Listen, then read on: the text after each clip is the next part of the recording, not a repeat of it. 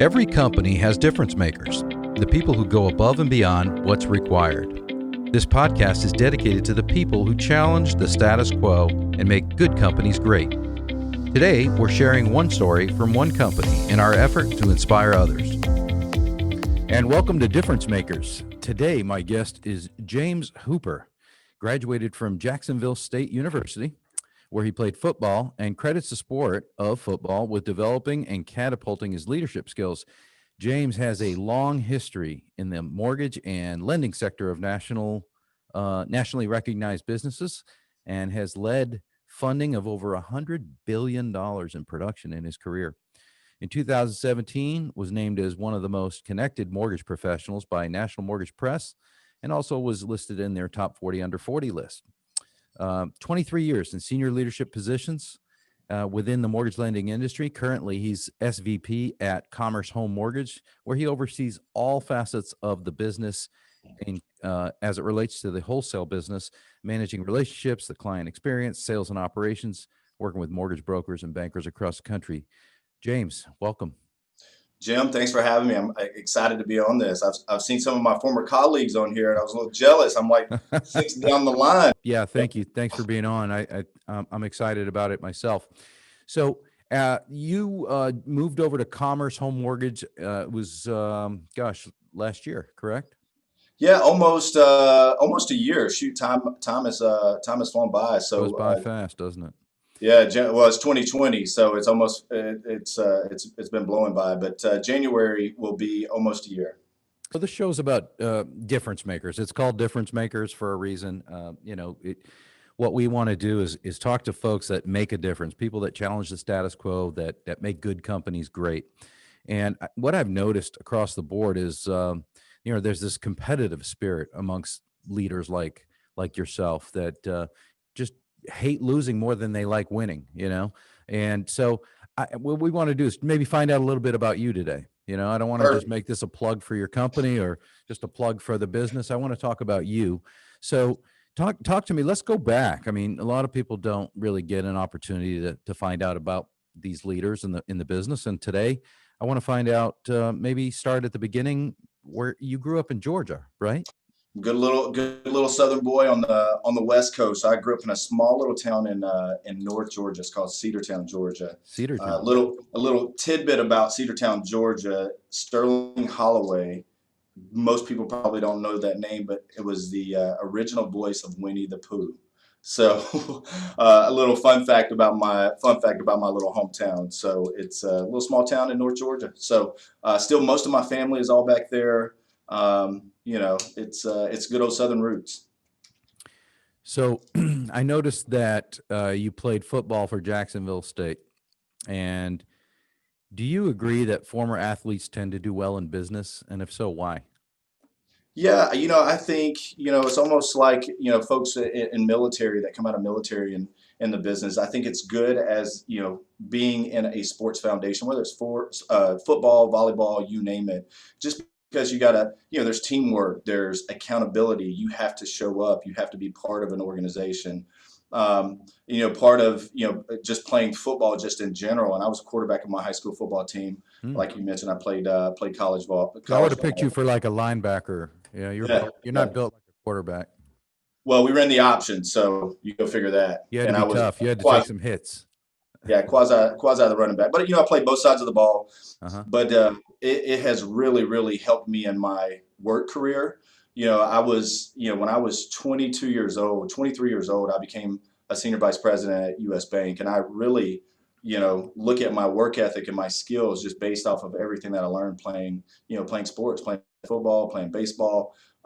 You just learn a lot, just like I said, about teamwork, accountability, and just learning how to win. And it's no different, you're playing sports or you're in the mortgage business. But I really, give all the credit to just my early upbringing. And like you said earlier on, I just wanted to win. So, and that's really helped me a lot in my work career. You guys have done an amazing job pivoting and really serving these mortgage brokers across the country. How have you kept brokers realistic and patient as you've tried to absorb the influx of business? I mean, all lenders are having this issue. and it doesn't look like it's going to slow down anytime soon. No, I think, just being honest and transparent, just making sure your sales folks are aware of what your turn times are, what you're forecasting, what you're doing from a staffing perspective. If you recall, and, folks that are watching this recall, mid-March, everyone just kind of, when the non-QM stuff dried up and then the rates started tanking, there was a couple of major lenders that really pulled out of the agency market. And, really, when we came into that market, just to give you some raw data, within the first couple of weeks, we took in 500 million in lots. We were not staffed or equipped or we were built for non-QM. So, it was a great time. It was a bad time. But we, like I said, we were able to pivot. Some of my colleagues were not able to pivot that were in, the non-QM stuff. So, it's been fun. Yeah, what a ride. Let's talk about who were the big influencers in your life. Well, are there one or two that come to mind that just you go, that guy really caused me to think a different way? Yeah. Look, I grew up in Georgia. Most people don't know this about me, but I did grow up in foster care. I was adopted, so I've had many influences, along my life. But probably my adoptive dad. Little funny story. I used to do their landscaping. So whenever I was little, when I was 10 years old, I started a landscaping company, and literally just in my my little hometown. Wait, 10 years old? 10 years old. Wow. Yep. So I had to buy school clothes. Well, right? You had it early. You had the bug early. That's right. I had to buy school clothes. But I got up to like 25 yards around my neighborhood. I also washed their cars, did a bunch of different stuff. But my adoptive dad, I used to do his landscaping, and I got to meet him right around whenever I was 9 years old. They ended up adopting me whenever I was 14. But I would say he's really been a father figure in my life and really helped mold me. He's self-employed, independent insurance agency, much like independent mortgage brokers. Owns a radio station. Very personable sports guy. He also played football as well. So earlier on, and even to this day, phenomenal individual. So that, and then from a work standpoint, I mean, I've met many great men and both women, in the mortgage business. One that really stands out. He's fortunate enough, he got to retire, but his name was Ryan Gipple.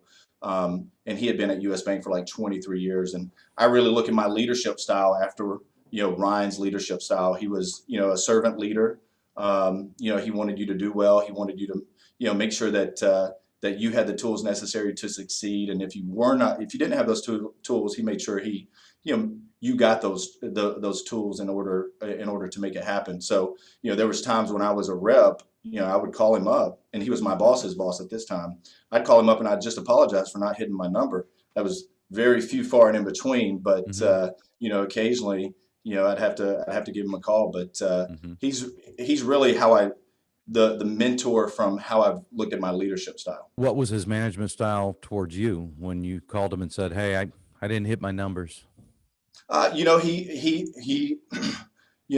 was one of those guys that, you didn't make an excuse with. It's almost like your high school football coach. You don't make an excuse why you didn't miss a tackle, why you didn't miss a play, and he held you accountable. He held me accountable for it. He said, so what happened in order for you not to hit those numbers? I didn't make up excuses like, hey, I didn't make enough sales calls. I didn't do this, didn't do that. Didn't blame it on my operations. Didn't blame it on anything else. I owned it. And he wanted to make sure, did we have operationally, were there any flaws that we could, break through? Were there resources that I didn't have access to that could have helped me? So it was just more on those lines versus, and he would get in on the personal side of things. I think, being a good leader, he also cared about, I had young kids at the time. My son's 20 and my daughter's 18 now. So at that point they were like 5 and 3.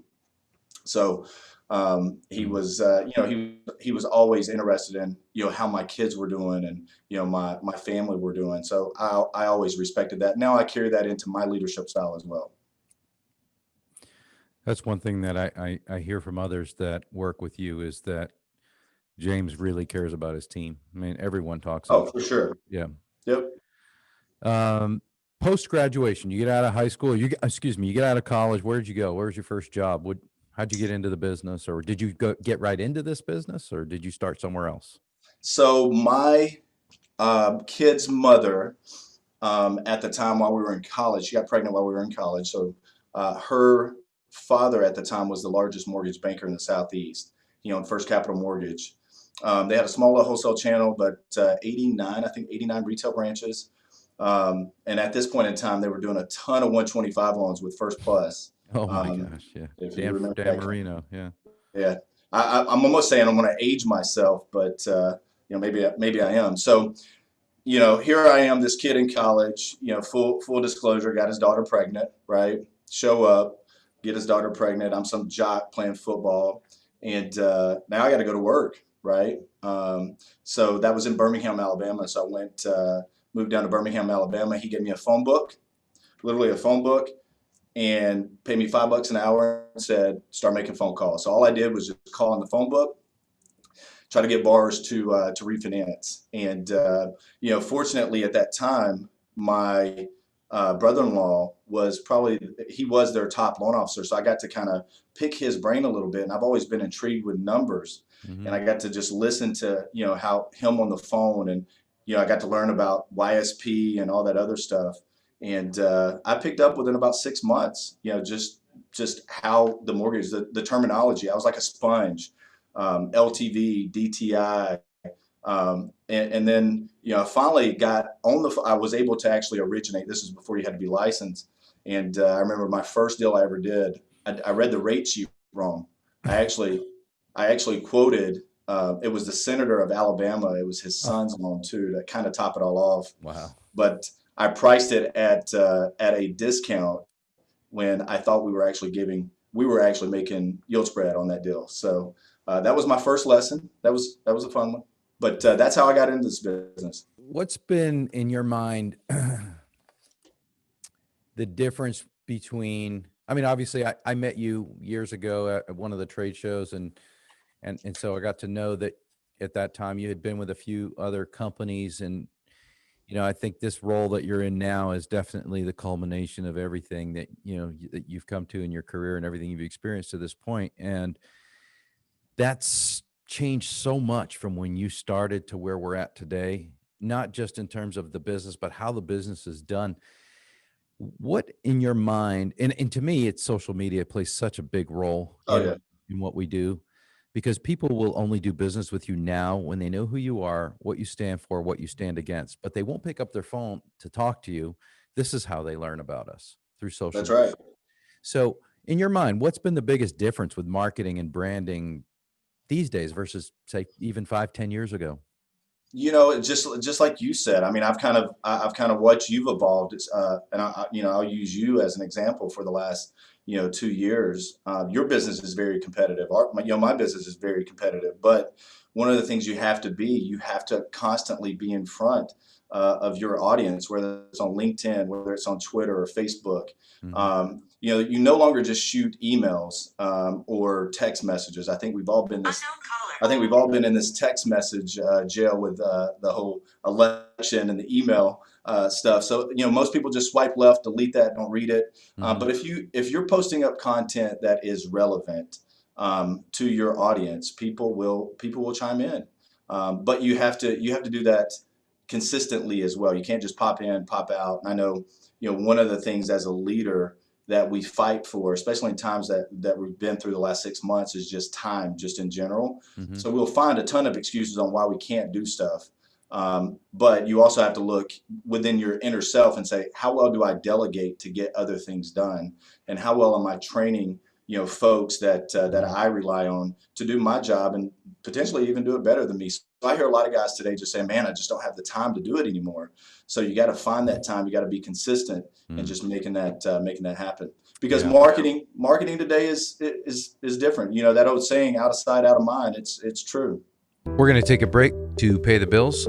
Difference Makers podcast is powered by Verity Search. Verity Search is a different type of executive search firm. With industry insights and access to data unlike other firms, Verity serves as a trusted advisor to its valued clients. In today's competitive war for talent, They understand recruiting requires having a strong sales and marketing approach. If you'd like more information, please check out the website at veritysearch.com. You've been in the mortgage business over 23 years, right? 24 years. And you have a track record of helping to grow and develop businesses. As it relates to team building, what in your mind are some of the key building blocks? If you're coming in from ground zero and someone's asking you to build a team, much like you've done here, what are the key ingredients, or where do you start? I think when you're building a team, you have to get dirty. I think a lot of people today, especially when you're starting from ground zero, one of the things that my skill set is I'm not just a sales guy. I know how loans are manufactured throughout the process. I know it from a technology standpoint. I know it from a credit standpoint. And I'll contribute that to 23 years. But I think when you're building something from the floor up, you have to get your hands dirty. You have to, show people how it's done. You have to, know how to draw a set of docs. You have to know how your CD process works. You have to, not just, and you have to be open-minded for that communication that's coming back in, and not bring in just your way of how you think it should run. I think all too often, I've been in organizations where I've worked with individuals, and although my way or the other way that was presented may be the right way, they had, that individual person had it their way on how it was going to be ran. So one of the things that you have to keep in whenever you're building a team is just an open mind.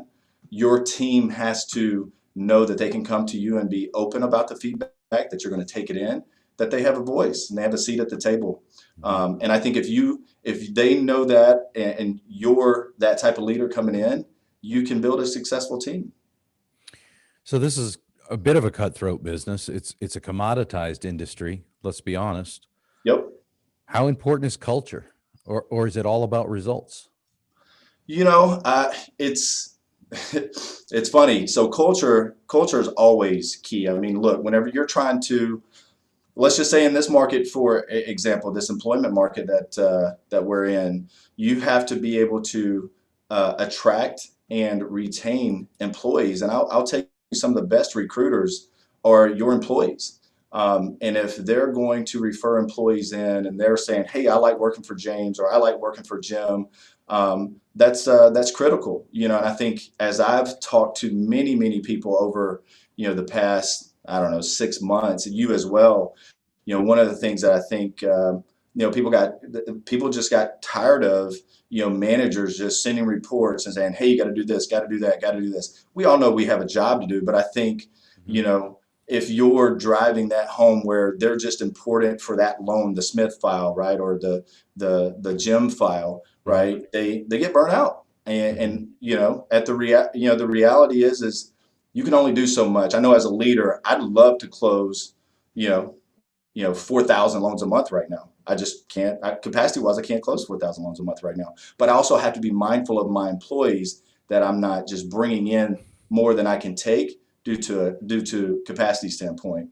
And then that goes back to whenever we're building a team and you're listening to what they have to say, the feedback to make their job easier, better, versus, hey, just go get this done. I don't care why you can't get it done. Just get it done. So, you have to be able to fend out that noise too, because, we've all had those employees that just like to complain about everything that can't get done.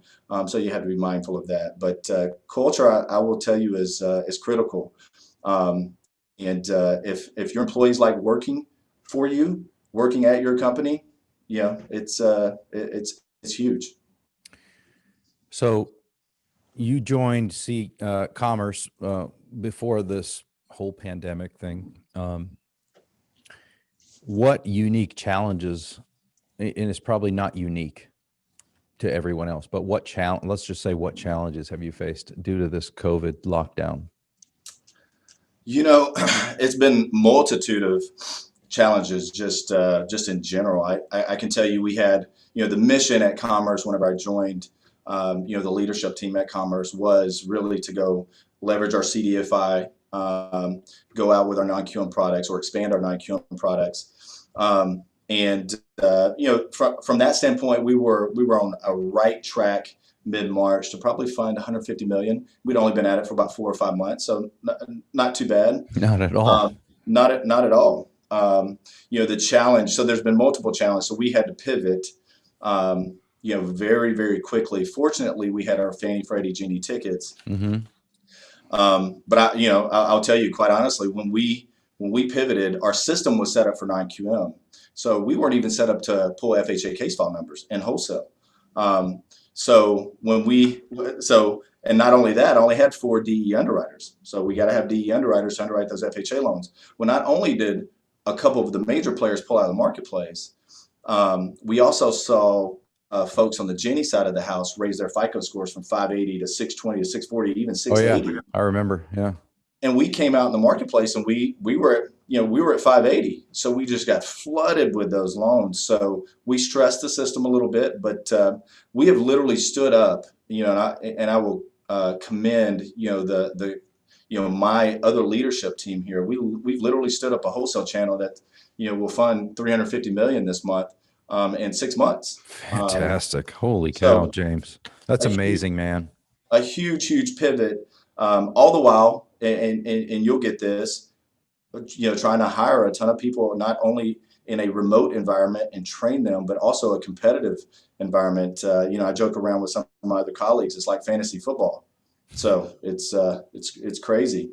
But those are problems. And whenever we look at it on the surface of things, we look at our world that we're in today. Mm-hmm. I'm very grateful for the challenges and stuff that I've had in my work life, because it's really minimized the outside stuff that we have. We all know people across the country that would love to have some of the pain points that you might get to deal with. So I gracefully take those. So those are just some challenges, and now we're challenging. We're seeing credit markets come back into the marketplace. The biggest thing in the non-QM world was there was just no warehouse banks. So and obviously the loans weren't getting sold on the secondary market. Now that's coming back into play, we're excited. We're going to relaunch our non-QM products here over the next 30 days and get back into what our true mission was when we set out this back in January. So let me ask you a couple of questions.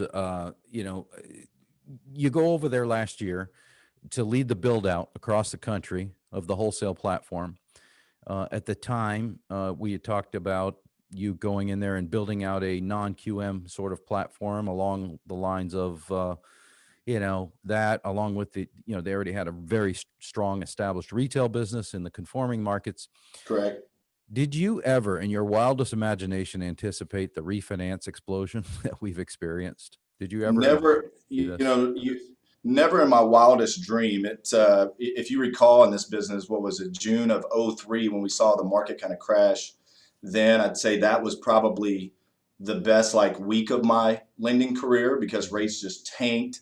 It was a great paycheck back in that day, but we've been in that cycle now for about 6 months, which has been good. So, mm-hmm. For us here at Commerce, fortunately, and we'll talk about this a little bit later, but we were able to pivot and kind of, fill the void where some other folks didn't, leverage some things that we have at our disposal, that will catapult us into 2021. So it's been a great ride for sure. That's fantastic, man. That sounds really, really exciting.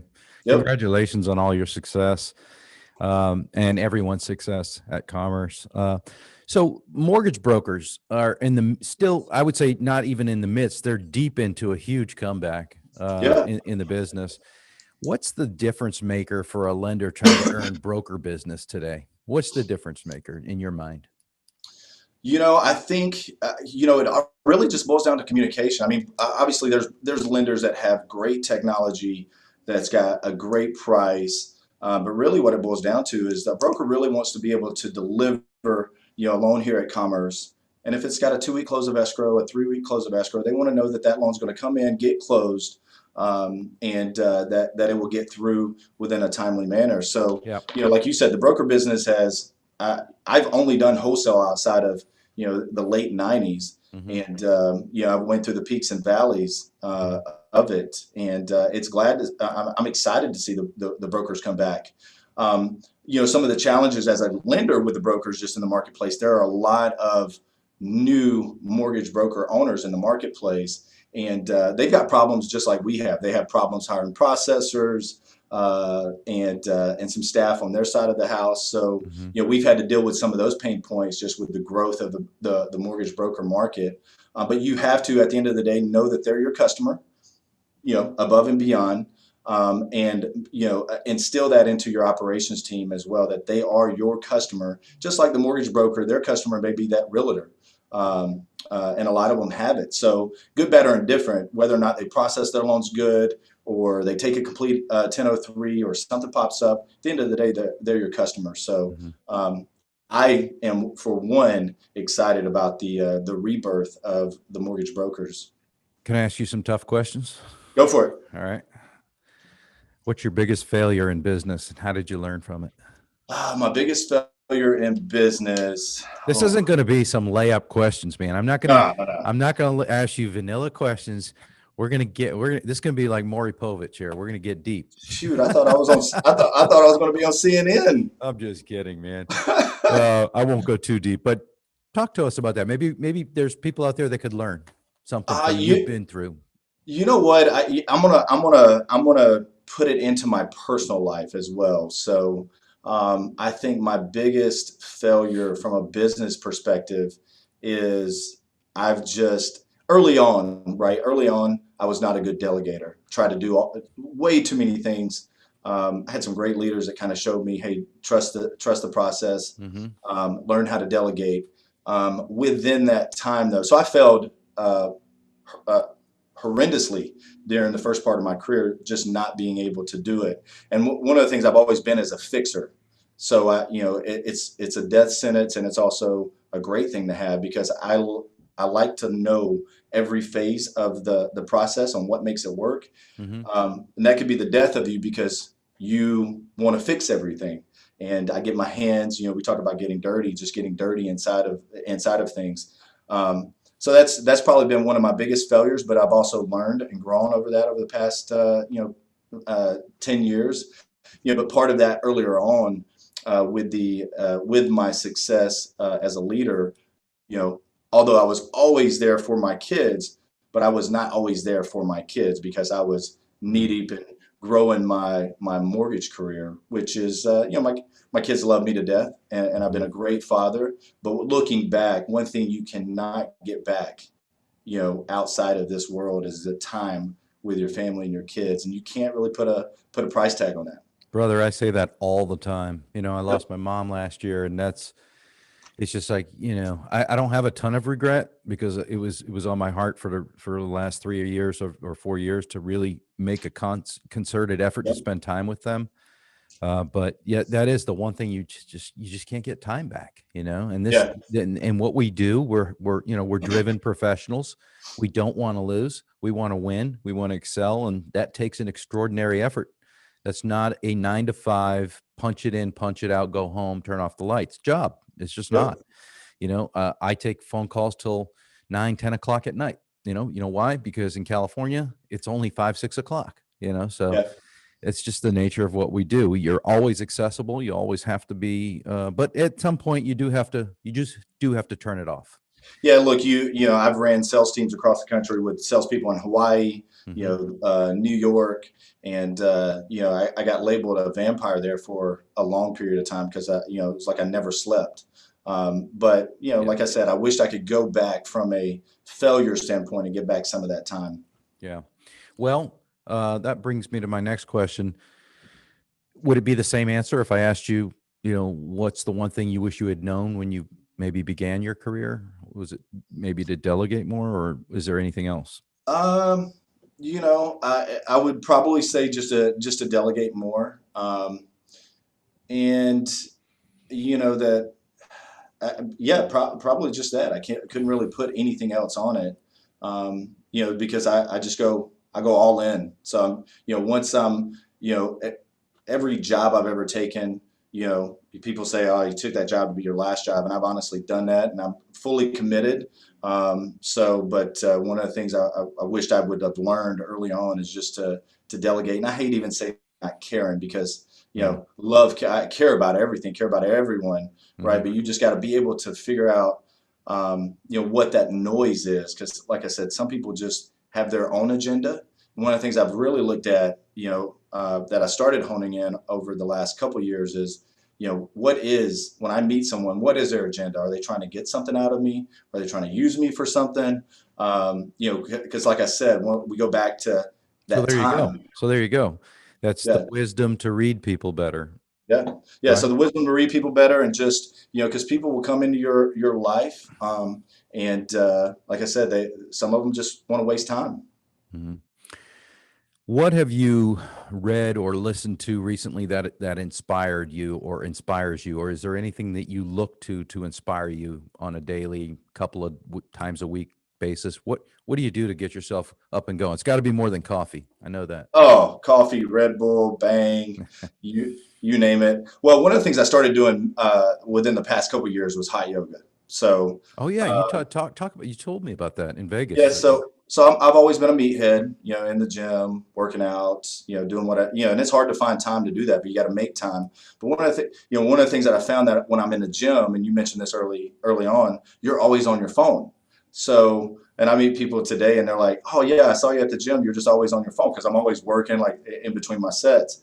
So, a couple years ago, one of my friends introduced me to hot yoga, and I was like, "Oh man, that's a woman's sport, right? It's not for men." One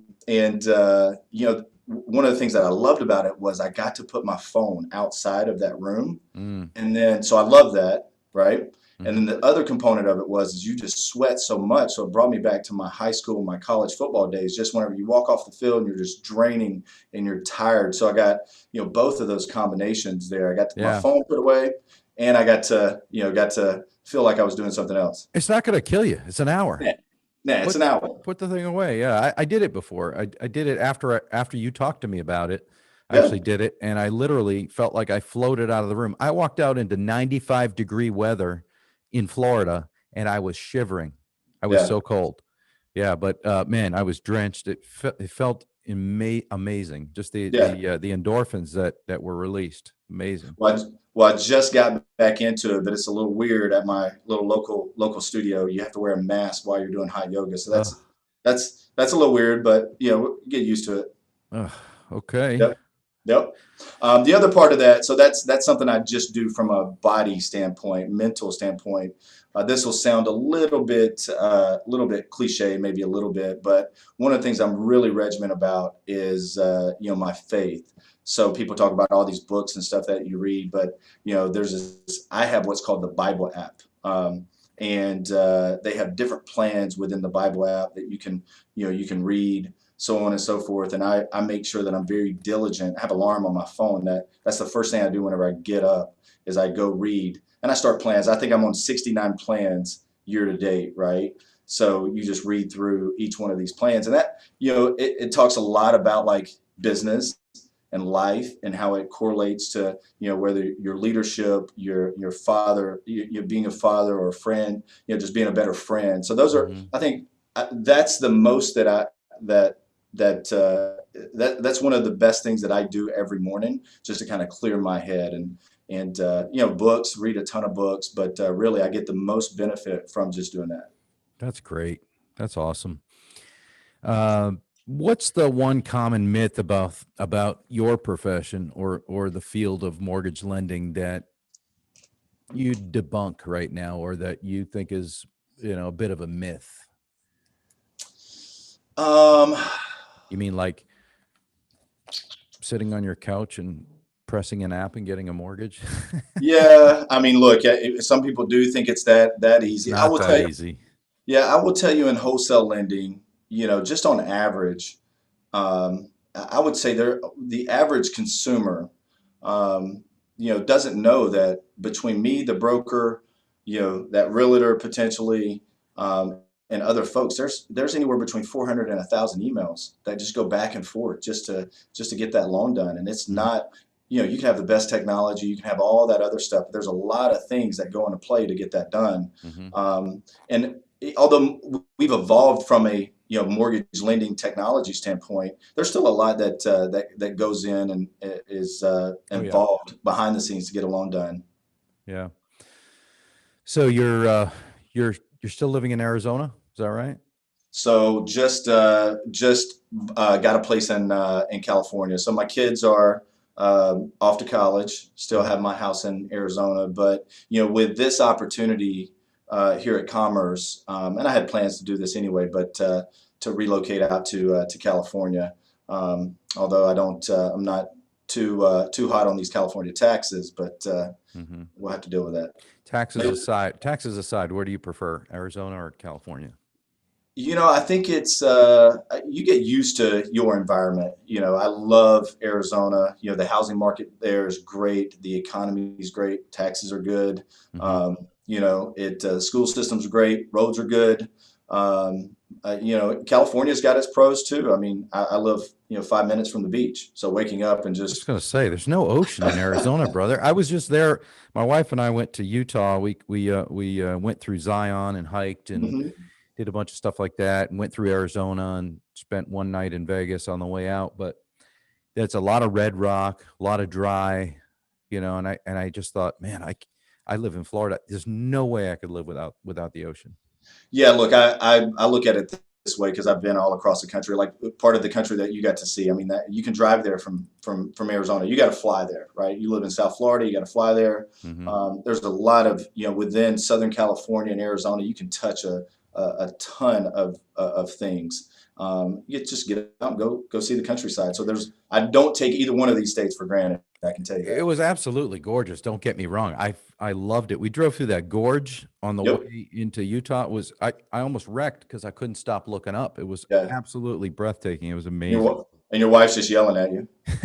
Well, she was trying to take pictures too. I think we were both sort of mesmerized by we don't see stuff like that here in Florida. Everything's flat, a lot of lakes, a lot of rain, but a lot of humidity. A lot of humidity. Yeah, not right now. Not right now. We're good right now. Well, we got this little storm that's going through that was going to be a hurricane. It's not going to be a hurricane, so we're good there. Well, I appreciate your time, James. Thanks for doing this. Oh man, it's nice little get to know you. Yeah, no, it's been good. I appreciate. I'm excited that there's folks like you. I'm actually jealous because